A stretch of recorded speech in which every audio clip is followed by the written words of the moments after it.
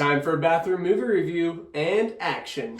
Alright guys and girls, I think it's been long enough. You've had your chance. So if you didn't want spoilers, then you probably shouldn't have clicked on this video. By now, I'm sure you can guess the premise of the Thunderbolts movie. A ragtag group of individuals who form a very unlikely, yet very likely team. They struggle to get along and work together. A lot of lines like, "We're not a team. This isn't a team. We could never be a team. Sorry, I work alone."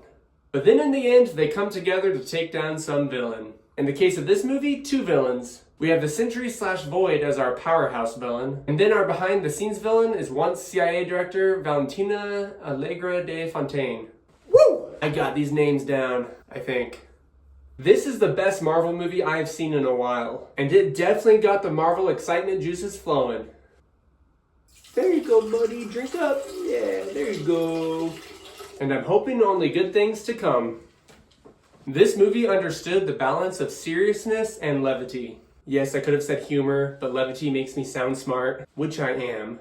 It had me laughing, it had me cringing and feeling really uncomfortable during some dark moments, and it had some sad, happy moments. You know what I mean, sad, happy, where it's really sad, but also so meaningful. If you don't know what I mean, then go watch Inside Out, Titanic, Star Wars Episode 3, because we were all so sad that Anakin's going down the dark side, but also so pumped that he is and becoming Darth Vader. I mean, we never would have got that Jedi Temple scene with all the children if it wasn't for that.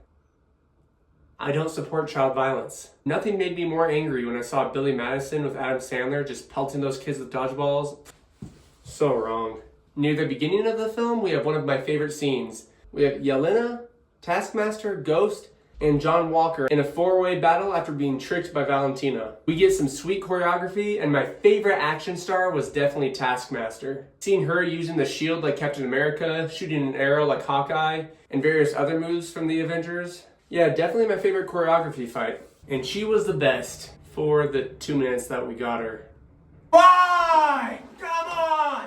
Are you kidding me? After we see her in the trailers and all the posters, and you just kill her off?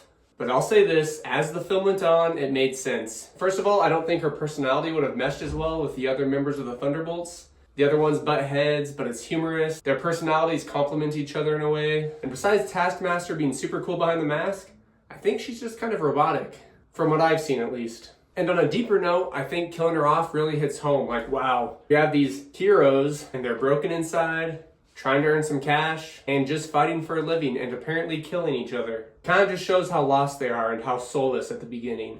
Then we get Bucky and Red Guardian who join the team. Man, I just love having all the super soldier serum bros together. And David Harbour as Red Guardian definitely brings the most comedy to this movie, in my opinion. Which is all that matters in this review. As for the darker points, talk about a mental health message. Typically, I don't love when a film just pushes an agenda so hard that it feels like it's being forced down your throat, whether you think it's a good message or not. I just want to be entertained and have a good story. But Thunderbolts shows how to do it right. We have these broken heroes who all have a lot of trauma in their past. And then we're introduced to the biggest mental health case known as Bob. Also the Sentry and the Void. We get 3 characters for the price of 1. But Bob suffers from anxiety, schizophrenia, amnesia, and probably a lot of other things too. And while Bob is just a nice, sweet, innocent guy, well, innocent besides all the drug use, his counterpart, the Void, is basically all-powerful. Just think of Superman, but with some Dementor powers thrown in there. He's got super strength, but also can suck you into his void and make you experience your trauma on repeat. Doesn't sound fun.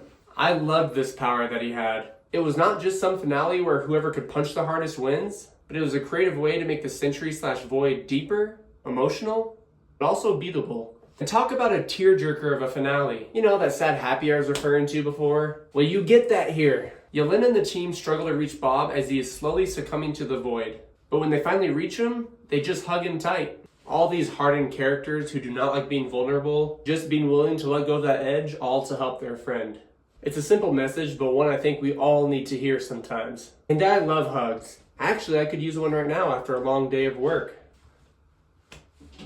But in the end, all you can count on is yourself and become your own Void. Luckily, I don't have to because I've got adorable cats. Get out of here, I'm doing a movie review. Here are a few fun facts about the Thunderbolts movie. The actor who plays John Walker/US agent is Wyatt Russell, who is Kurt Russell's son. The actor who plays Bob slash Sentry slash Void is Lewis Pullman, the son of Bill Pullman. The mental health journey of Bob in this film is actually based off the director of the Thunderbolts, Jake Schreier's good friend.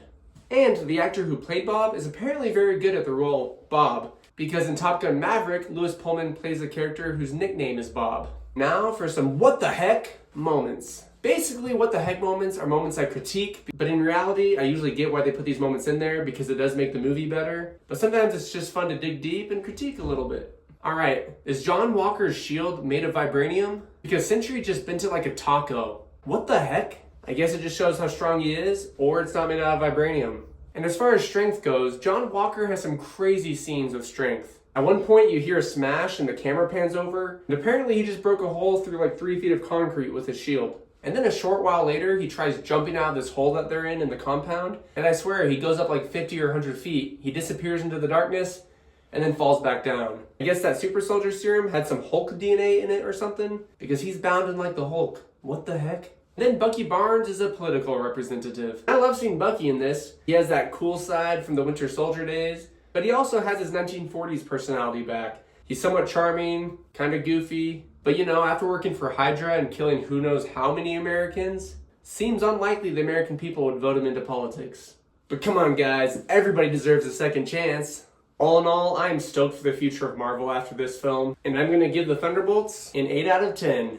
No, it wasn't Infinity War, it wasn't a Winter Soldier, but it was exactly what it was supposed to be. A great movie, and one that helps give me hope, and is starting to pull me out of the void as far as Marvel movies go. And remember, if you like bathrooms and you like movies, then click below for both.